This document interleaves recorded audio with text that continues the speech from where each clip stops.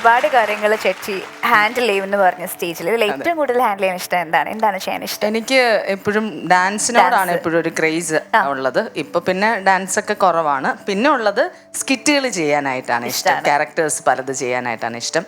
അങ്ങനെ ഒരു പ്രോഗ്രാം ഇപ്പോൾ വേറൊരു ചാനലിൽ ഞാൻ ചെയ്തുകൊണ്ടിരിക്കുന്നുണ്ട്. നമുക്ക് ഇഷ്ടപ്പെട്ട കാര്യങ്ങൾ ചെയ്യുമ്പോഴത്തേക്കും നമുക്ക് എത്ര വയ്യായികയുണ്ട്, എന്ത് മൈൻഡ് ഔട്ടാണ്, എന്ത് ടെൻഷൻ, അതെല്ലാം മറന്നിട്ട് ഈ കൈവിട്ട് പോവാന്ന് പറയത്തില്ലേ, ഇത് വേറെ എല്ലാം മറക്കും. പിന്നെ ആ ക്യാരക്ടർ ആവുകയാണ്. അതായത് ബാധ കയറണ പോലെ ചില നേരത്ത് ചില ക്യാരക്ടേഴ്സ് വരുമ്പോ. സുബിക്ക് ദേഷ്യം വന്നാൽ ഈ ബാധ പറഞ്ഞപ്പോഴേ സുബിക്ക് ദേഷ്യം വന്ന സുബി വേറൊരാളാ.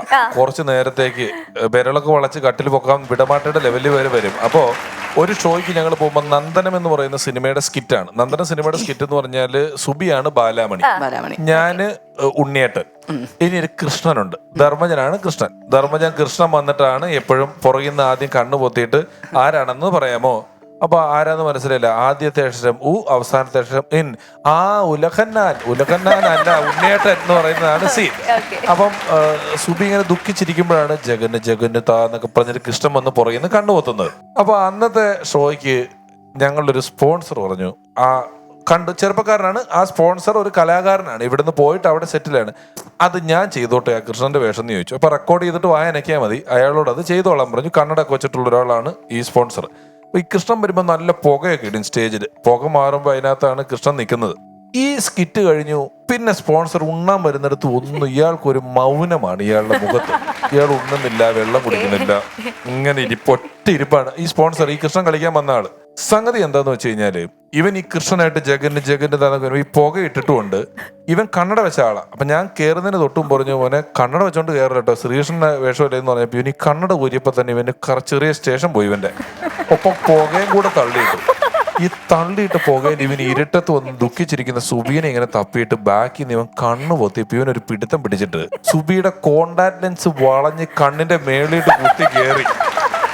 കോണ്ടാക്ട് ലെൻസ് ഇങ്ങനെ കയറിയിട്ടാണ് കൊളപ്പുള്ളി അപ്പം നിൽക്കുന്ന പോലെയാണ് ബാലാമണി നിൽക്കുന്നത് സ്റ്റേജിൽ നിന്നിട്ട്. റെക്കോർഡിംഗ് ആയിട്ടുമാണല്ലോ. അപ്പൊ സുബി ഉണ്ണിയേട്ടൻ എപ്പോ വന്നു എന്നൊക്കെ ചോദിച്ചിട്ട് അഭിനയിക്കണം. സുബി എന്തെന്നറിയാവോ, അഭിനയിക്കുന്നത് ദൂരെ നിന്ന് ആൾക്കാർ കണ്ട കറക്റ്റ് പ്രണയമാണേലും അവനെ ചീത്ത എന്ന് പറഞ്ഞ, എടോ താൻ എന്നാ നോക്കിയാടോ ഇത് പിടിച്ചത്, എന്റെ ഉണ്ണിയേട്ടനെ കണ്ട താനിക്കൊക്കെ എന്തിനാടോ എന്റെ കണ്ണെ കുത്തി പിടിച്ചത്.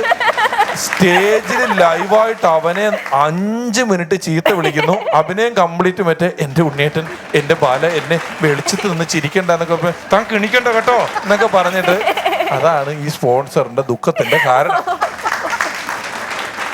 വീടുണ്ടാക്കുക എന്ന് പറയുന്നതായിരുന്നു എൻ്റെ ഏറ്റവും വലിയ ജീവിതത്തിലെ ആംബിഷൻ എന്ന് പറയുന്നത്. അപ്പോൾ അത് നടത്താനായിട്ട് ഒത്തിരി സ്ട്രഗിൾ ചെയ്യേണ്ടിയൊക്കെ വന്നിട്ടുണ്ട്. പക്ഷെ എന്തോ ദൈവഭാഗ്യം കൊണ്ട് വെച്ചപ്പോൾ ഒരു നല്ല വീട് വെക്കാനൊക്കെ പറ്റി. ഇവരെല്ലാവരും ഉണ്ടായിരുന്നു.